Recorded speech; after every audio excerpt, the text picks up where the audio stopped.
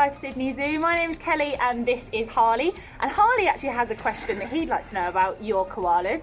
He would like to know, how much do your koalas eat every day? Hi guys, my name is Andrea. I'm lucky enough to be one of the keepers to take care of these beautiful koalas like Ailani that you see right here. An average koala during the day will eat about 10% of their body weight. Ailani here, for example, weighs 5 kilos. We give them fresh browse every morning. In the afternoon as well, we'll top it up. We monitor how much they eat during the day. For the remainder of the day, when they're not eating, they're actually sleeping between 18 to 20 hours a day so they can save up enough energy to wake up and eat again. Hi Wildlife Sydney, my name's Portia, I'm one of the mammals keeper here at Chessington. I'm here today with our native fox, Roo, who lives down Trail of the Kings at Chessington. Now I do actually have a question about your koalas. Now are koalas really lazy? Do they sleep a lot during the day? And also, how do they communicate with one another?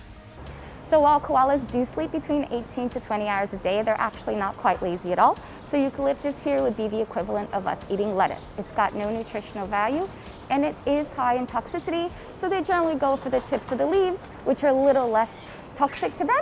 And then, so they don't have that much energy, which is why they sleep, so that way they can wake up and go back to eating.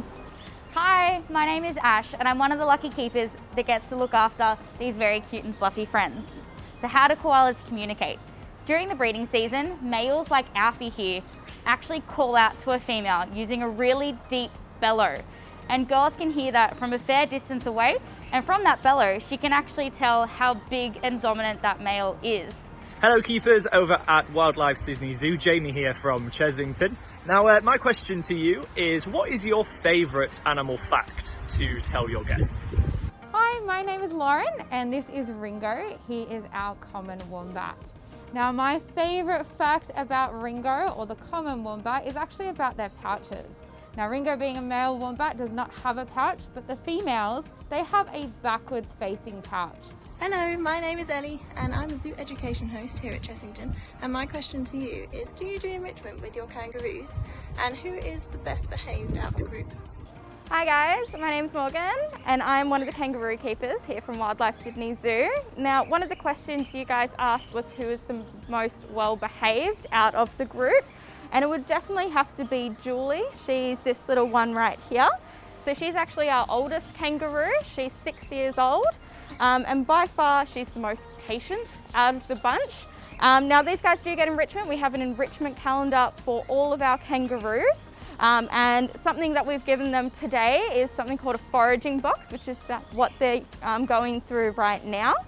Now what we've put in here is a bunch of their favourite foods. So right now there is a lot of sweet potato, which is their #1 most favourite thing ever. We've also given them a bunch of different leaves. We've given them some hay and we've given them some maize as well. So what they need to do is kind of dig around in there and try and find all the yummy stuff. Make them think a little bit more before we actually just hand them food. Hi keepers at Wildlife Sydney Zoo. We here at Chessington doing some training with our binturong in the background, and our keepers would like to know what training you do with your animals as well. So with Milo's injection training, we've started with a couple things. First was getting him used to a tactile touch. So it started with just a very small hand touch on the back, a click, letting him know that that was exactly what I wanted him to do, and then he would get his reward, which is a grape, and is absolutely love grapes. He loves them. From there, it went to just a poke. Then I started touching him with a capped needle, and we've worked our way all the way up to the final thing before that, which is actually poking him with a little toothpick.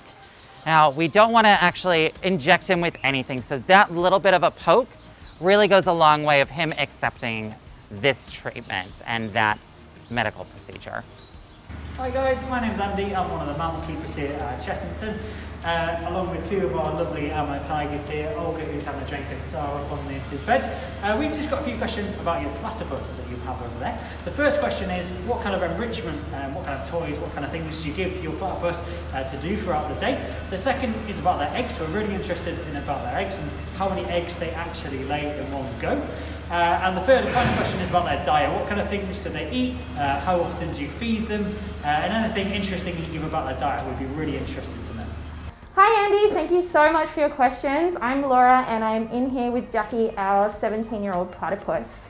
So when it comes to enrichment, Jackie actually has an enrichment schedule. She gets something different every day, and that might be a ball like this, or say a floating pool noodle. But we also give her something different, like something that could be sensory. So we might play bird sounds, we might give her air bubbles.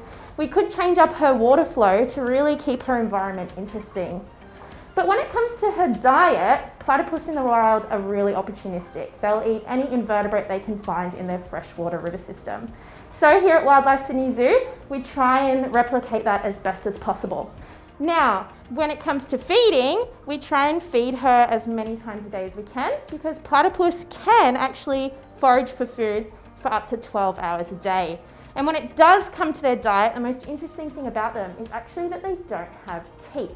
So she has ridges on her bill that actually allow her to grind up her food and sift out the exoskeletons or hard parts and just eat the yummy soft parts. And that does mean when platypus eat, they always eat in water. When it comes to breeding, our platypus are indeed one of the few egg-laying mammals or monotremes that we have here on Earth. So a female platypus will lay 1 to 3 eggs. The average is 2, and they'll lay them in a carefully constructed burrow. So we're really lucky to be able to have platypus here in Australia and showcase Jackie here at Wildlife Sydney Zoo. Hi Wildlife Sydney Zoo, my name is Kaylee. I'm one of the reptile keepers here at Chessington. Now my question for you guys is, obviously your saltwater crocodile is a pretty big animal. Is there any training that you do to make your day-to-day routine and husbandry just that little bit easier? Hi, my name's Caroline. I'm one of the supervisors here at Wildlife Sydney Zoo, and behind me is Rocky. Rocky is about 400 kilos and he's almost 4.2 meters long. So he definitely is a huge animal. We definitely can't make him do anything he doesn't want to do. So we have had to use positive reinforcement training to get him to engage in his husbandry. So what we taught him to do was to come up onto land here and station while we send divers into his tank to clean it. Once he's up there, he quite happily sits there for about 2 hours while our divers can clean. It's a really positive experience for everybody involved.